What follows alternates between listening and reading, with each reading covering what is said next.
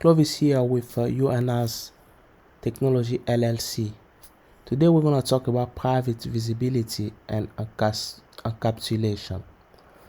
Eventually you can see we have a class here called Queen Castle, in which we have two variables, taxi driver and then Queen driver. So let's make this taxi driver private, and let's see what's happening. You can see in here, even though we're calling we create an object and we were able to access taxi driver without seeing any complaint, but for Queen driver, as soon as we change the keyword public to private, we're having this red underline under it. So as you can see, it's saying Queen driver is not visible. So when it's not visible, it's encapsulated.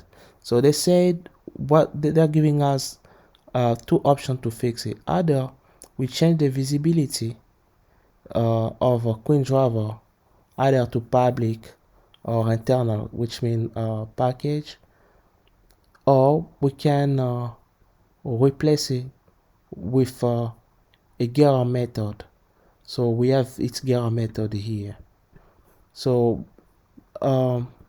just the fact we don't want to have this one visible from outside, it's what we call encapsulation, and we call it's also what we say it's a kind of a private visibility. So encapsulation is the fact of to hide the way you code or the way you implemented your variable or method inside some class, like we did here, to hide it from being visible outside the class. That's why we have under Queen driver the complaint. That's it. Thank you. Have a nice day. Bye.